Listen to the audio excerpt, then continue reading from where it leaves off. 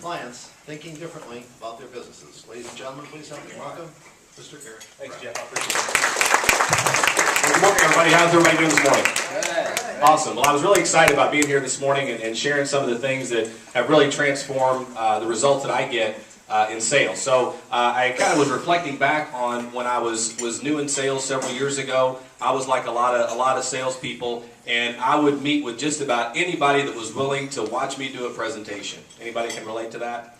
And I was very comfortable with doing a presentation because I know a lot about our products and our services. And oftentimes for salespeople, our presentation is our comfort zone. And oftentimes we think we want to impress people by what we know. And what I've come to realize is that questions are what really builds credibility. And how I really came to that realization, some years ago I came across a gentleman named Keith Winfrey who has a sales coaching franchise. And he and I started working together, and he issued a challenge to me to help me to experience the power of asking the right questions. And he said, what I want you to do is go meet with a prospect and spend the entire meeting just asking questions. Don't present anything. And he said, you can answer basic questions that they have, but don't get into presentation mode.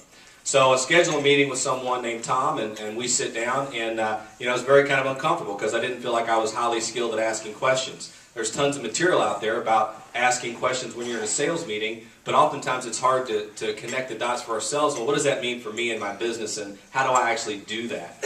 And so I sat down with Tom, and I just had my questions written out, and I just started asking him questions. And I learned a lot about his business challenges as they related to the products that we had that solved those problems. I learned about the impact to him and his family, and we had a really great conversation. And after about 45 minutes, he said, Eric, I've never met someone who knows my business so well. And I can assure you, I don't know his business any better than anybody in this room, but I was the one that was asking the right questions. And so I learned more about his business than any of my competitors. And so I had two lessons that I learned from that experience. And one is that questions are what really builds our credibility. The better quality my questions are, the more credible I become to the people that I'm talking to. And second, the person that asks the best questions oftentimes gets the business because it helps people to think about their business in a different way. And there's kind of an assumption if I'm asking good questions, the only reason I'm asking is because I must know what I'm talking about. Otherwise, I wouldn't know what questions that are going to be relevant. So there's three areas of questioning that I wanted to just share some ideas about today, some things that I do that I share with my clients and I use in my own business development process. And those three areas are going to be questions related to things that we need to ask ourselves, that we need to ask our existing clients, and then thirdly, and where we'll spend most of our time, are questions that I need to ask prospects when I'm actually in a sales meeting. And so the first two areas are questions that we ask before we even sit down with somebody. And the main question that I want to ask myself before I even get into a conversation with someone is, what is it that I need to do to be relevant? And who is the relevant executive that I need to talk to? Who's the relevant person I need to talk to? I did want to share, this has become my absolute favorite book on sales, and it's called Selling to the C-Suite. And if you go on my LinkedIn, I got tons of book recommendations. But what I love about this is that the authors commissioned an independent study that took over 10 years and interviews with executives of more than 500 companies around the world in diverse industries. And they wanted to find out, why do you even have a meeting with a salesperson? What do you value in the relationships that you have with your salespeople? What are the expectations that you have in that relationship? And so it's empirical information from the buyer side as far as what is it that an executive is going to need in order for them to see us as a relevant person, somebody that could become a trusted advisor. And so I want to find out who the relevant executive is. There's tons of information out there as well about selling to the top. How many people have heard that? You always start at the top. Well, my clients are oftentimes Fortune 500 companies. So I've got a meeting tomorrow with Yum Brands. And who's the top dog at Yum Brands? David Novak, right? How many people could probably get a meeting with David Novak? How many of you could get past his bodyguards, right, to get a meeting? Well, David is not the relevant executive for the service that I offer. And so what I've done, though, is I've endeavored to find out who is that relevant executive. And a relevant executive is going to be the person that has the most at risk for this problem not getting solved. Or the most at risk if they bring a vendor in. It's kind of like when Kenny was given his 2-minute sales tip. I want to mitigate the risk, the perception of risk that prospect has. And so if they're going to change vendors, that could be a huge risk to them. If things are working, things aren't broken, why fix it? And so I want to find that relevant executive. And so so there's a lot of good information in this book about how to do that. And then I want to determine what are the relevant questions that I need to ask that person. What's the information that I want to know, and why do I want to know that information? It's easy. I've been in sales meetings where people are asking me questions, and I can tell their questions aren't even relevant. They're just asking me questions to ask questions. And I know that I don't have very much time. If I get a meeting with you, what am I going to do to be able to build that relationship and move the sales process forward? And in the book, there was a quote that I wanted to read, and this was, they asked a chief information officer of a Fortune 500 company why someone at his level would spend time with a salesperson. And this is what he said. In my experience, professional salespeople offer me suggestions about solutions to business problems that even my own people in my own organization can't solve. Some of these salespeople have encountered similar problems in other organizations and have creatively addressed them. That's what I expect from salespeople who want to have a trusted advisor relationship with me. So one of the things that I want to do to be relevant is I want to come into your office and I want to be able to ask you questions that are going to get you thinking differently about your business and the problems that you're dealing with. I think that's part of the role of the salesperson.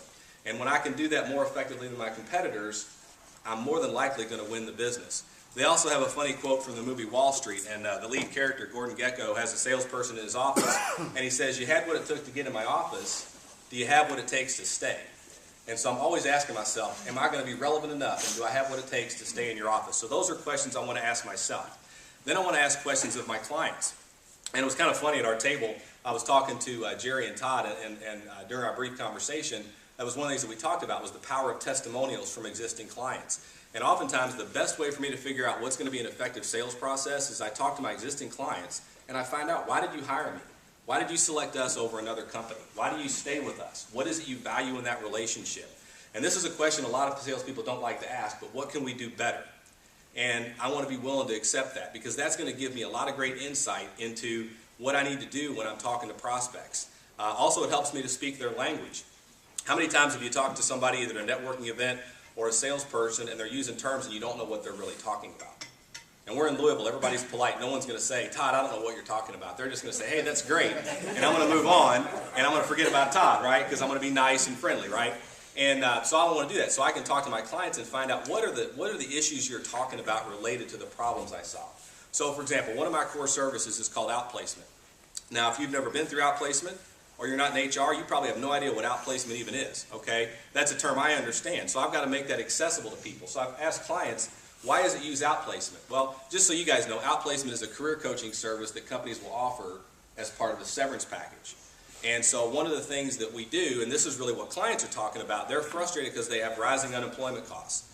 In December of last year, the average person that was on unemployment was out for a little over 40 weeks. So in Kentucky, that at $400 a week is about $16,000 of expense. What we do is we help reduce that by about 50%, even including our service. So the terms that people are talking about, the relevant executives are concerned about reducing severance costs and reducing unemployment costs. They're not talking about outplacement, okay? I find that out by talking to my existing clients. So before I even have a meeting, I want to meet with my existing clients and learn about some of these different aspects. And then the last area of questioning is, what do we do when we actually get into a meeting? How many of you have been to a sales meeting and felt unprepared? Right, I have. A lot of my success today is the results of failures past, of doing it the wrong way, and then finding people that know how to do it a better way. And also just sort of a footnote, this is just sort of the methodology that I've used that works for me. Not saying it's the right way, but it's one way that has seemed to be effective. And so there's tons of different questions that are going to be relevant for your individual situation. So I just wanted to cover some key highlights. And these are things that I mentioned. Keith worked with me for some years, and when I work do sales coaching as part of my business, and this is a methodology that we teach that seems to work pretty well. So one of the first things that I want to do in a meeting is I want to ask questions that set up what the agenda is. What is it that we want to cover today? What is it we want to accomplish? What is it you want to get out of having this conversation? Why is it that you wanted to have the conversation in the first place? What are the things that we want to accomplish when we're done today? It only takes about 2 minutes to set up the agenda, but it really sets the tone for the meeting. How many of you have dealt with situations where someone starts hammering you on price like halfway through your presentation or your conversation? When you set a strong agenda in the beginning, people know what's expected. They know what you're going to cover. If there's anything that's on their mind, I agree that I'm going to cover those things, and then I'm able to cover them in my own time, but the client feels like they're in control of the process. Okay? So setting the tone and asking some of those questions are key. There's also a handout on your table with some of these notes, so you can take notes on that. And we're also going to have a follow-up sales strategy sort of discussion after this meeting, and we're going to start doing some discussion groups afterward if you want to stick around and talk about some things and how they relate specifically to you.